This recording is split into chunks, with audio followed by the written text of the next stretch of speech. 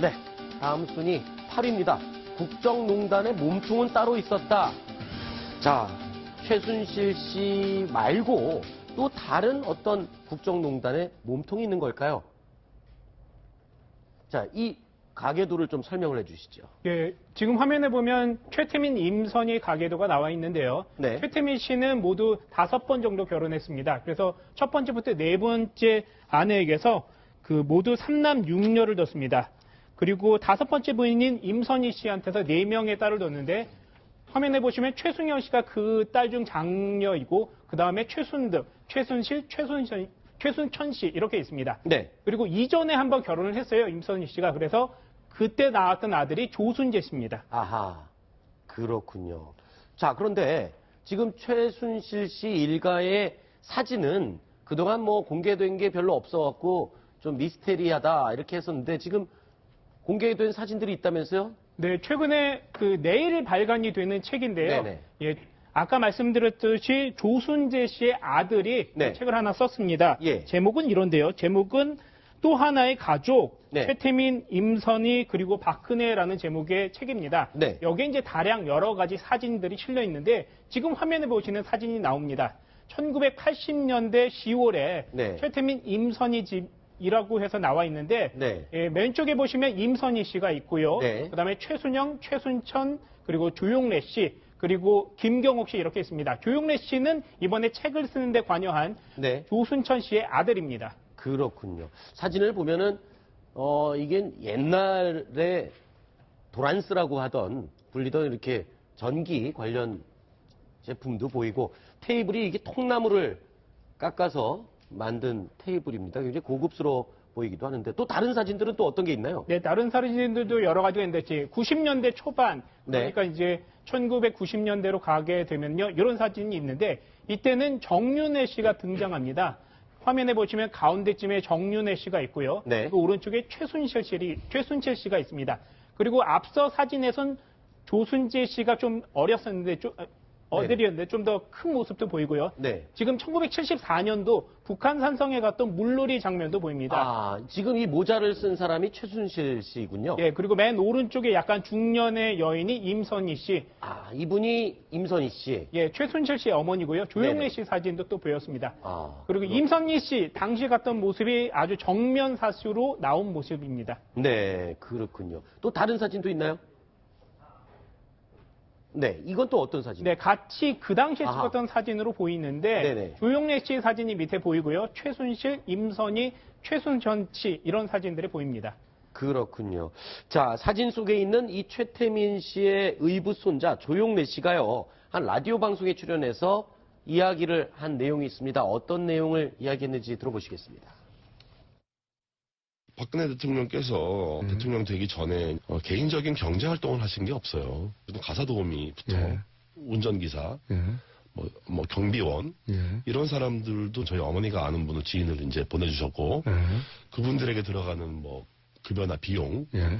또 생활비, 예. 하다못해 뭐 장을 봐서 식재료를 구입하는 비용 예. 이런 것들을 직접 박근혜 씨가 지불하지 않았으니까요. 임선희 할머니한테서 나와서 저희 어머니가 집행을 하고 그야말로 가족 같은 관계고 딸처럼 챙기고 보살피는 그렇게 이제 저희는 알죠. 가족 공동체라는 거는 경제의 주체를 분리하기가 어렵잖아요. 그렇죠. 자, 지금 얘기를 들어보면 거의 가족 같은 관계다라는 주장 내용인데 사실 박근혜 대통령은 최순실 씨를 그냥 심부름해주고 도와주는 사람이다라고 얘기를 하지 않았었나요? 네, 그런데 사실상 경제 공동체 같은 내용이 이번에 쓴 책에도 실려 있습니다. 네. 내용에 이런 얘기들이 있습니다. 박정희 대통령 사후 조순재 씨가 가장 중요한 일은 박정희 대통령이 남긴 돈을 최태민 씨 일가 쪽으로 옮긴 일이다. 이렇게 적고 있고요. 또 금덩어리도 나왔고 달러와 채권 뭉치 또 외국은행의 비밀 계좌 금덩어리까지 돈이 많이 나왔다. 이렇게 적고 있습니다. 내일 발간되는 책인데 좀 이런 내용들이 들어있습니다. 그래서 두 사람의 관계가 그냥 녹록한 그런 느슨한 관계가 아니고 네네. 또 박근혜 대통령이 지시하고 최순실 씨가 심부름꾼 하는 정도의 관계가 아니고 두 사람의 가족이 아주 끈끈한 관계다. 이런 것을 보여주고 있습니다. 그렇군요.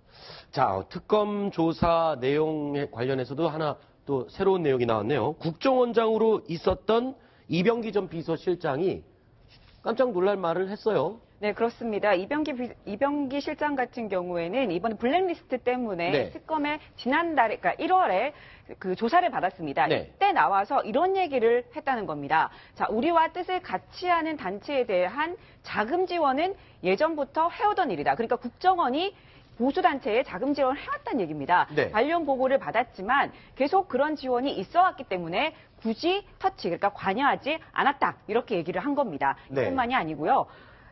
내가 국정원장으로 있던 시절에도 자금을 지원했고 지금도 하는 것으로 알고 있다. 상세한 지원 내역은 말하기 어렵다. 이렇게 얘기를 했다는 겁니다. 이게 지금 말하자면 우리나라의 그 정보기관이 보수단체에 돈을 준다. 이게 어떤 부분이 문제가 되는 건지 또 설명을 해 주시죠. 자, 저 몇 가지 좀 말씀을 드리고 싶은데요. 이병기 전 국정원장 겸 전 비서실장이죠, 청와대.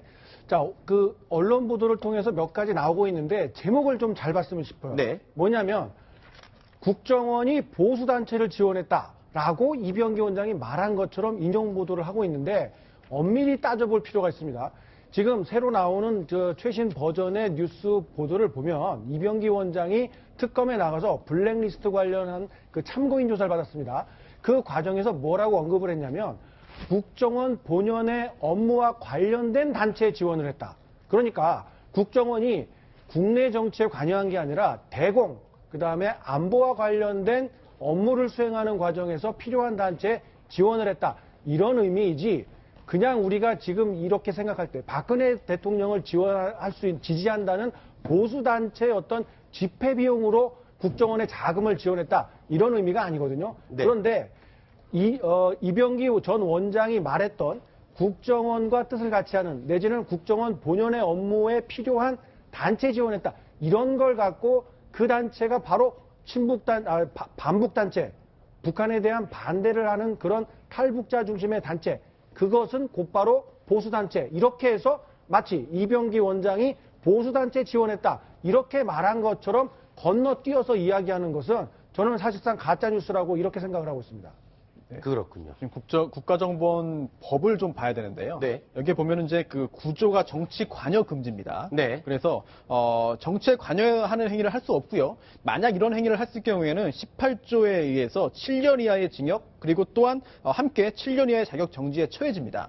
또한 공소시효도 특별히 10년으로 정하고 있는데요. 네. 굉장히 엄하게 처벌을 하는 것이죠. 따라서 이병기 이제 실장이 전 국정원장이 우리와 뜻을 같이 하는 단체라는 표현을 썼는데 이게 도대체 어떤 단체이냐는 네. 실제로 조사를 해봐야 되는 것이고요. 그 자금 지원을 받은 그런 그 특정 단체가 혹시라도 정치 활동을 하는 단체였고 네. 또 그런 정치 활동에 관여한 것으로 인정된다고 한다면 국가정보원법 9조 그리고 18조에 따른 처벌을 피할 수 없기 때문에 굉장히 중대한 사안이라고 볼 수 있겠습니다. 알겠습니다.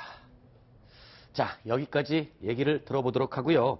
자, 박소윤 기자님과 이동영 차장님 두 분은 여기서 인사를 드리겠습니다. 그리고 이어지는 순서에는 김정봉 전 실장 그리고 이정훈 위원님 두 분을 모시겠습니다. 오늘 고생하셨습니다. 자, 다음 순위 또 확인해 보겠습니다.